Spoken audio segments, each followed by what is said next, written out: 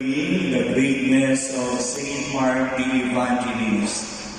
Kung napapansin natin in our Christian tradition, each of these evangelists in our Christian faith is represented by unique icon or symbol.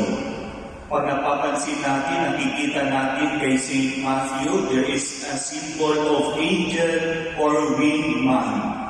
It is because of their theology. Kaya po every time pag simbang na pinaririnig natin is the Gospel of St. Matthew, because St. Matthew is trying to emphasize that Jesus Christ is God and human.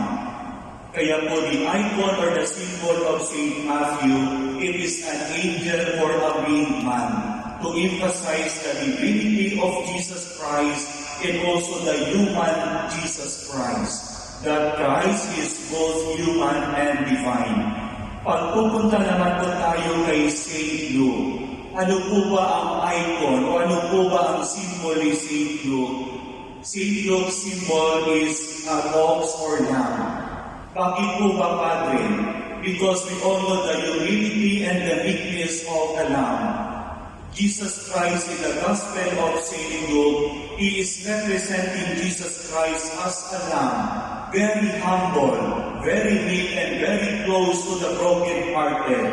Kaya po ang simbolo kay St. Luke is ang tupa that symbolizes the theology of the Gospel of St. Luke, that God is very humble and He is close to the broken-hearted.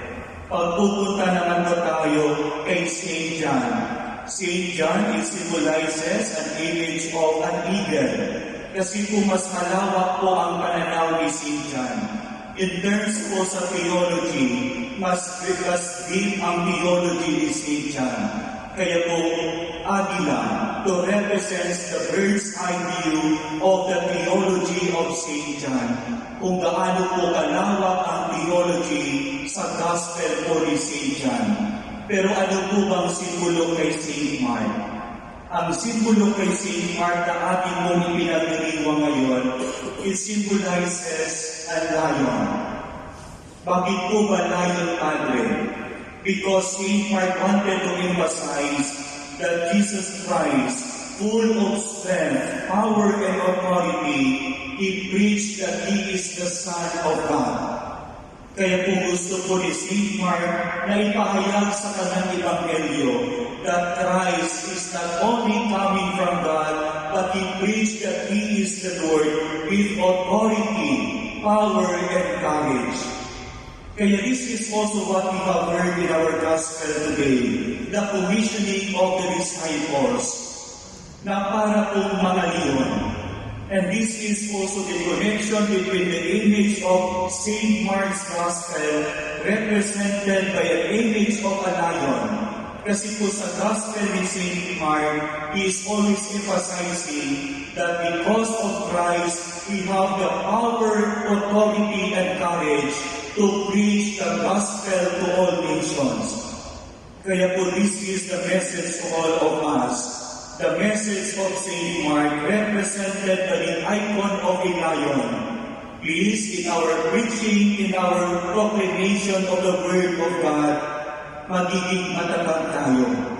We have to become courageous, we have to become with authority and power when we try to preach the good news of God's salvation. Pero meron pong maalala si St. Mark. Our authority, our power, and courage must be rooted in our relationship with Christ. Kasi po pag hindi po nakaugat ang ating kapangyarihan, ang ating tapang, pag hindi po nakaugat sa ating relasyon sa Diyos, then the one that we are giving to other people is not life but ourselves. Kaya pag napapansin ninyo, marami naman pong Katolikong matapang, but they are not grounded in the relationship of Christ. Kaya the power of their preaching always gives death. Magkakaroon lamang ng buhay, magkakaroon lamang ng liwanag at buhay na walang hanggan yung ating preaching if it is grounded in our relationship with God. Because with our courage, with our power, is grounded in our relationship with God, that it always gives life and hope to all people. Kaya my dear friends, this is the challenge to all of us. Sana yung ating mga tapang, our authority and our power must be rooted in our relationship with Christ. Kasi po pag nakaugat tayo sa Diyos, ang ating salita, ang ating gawa ay laging nagbibigay buhay.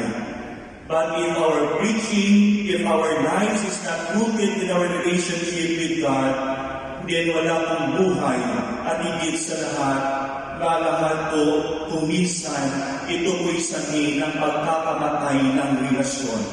Kaya let us ask the intercession of Saint Mark that together with Saint Mark, like a lion, we have the courage to preach the gospel to all nations, but with authority grounded in our relationship with God.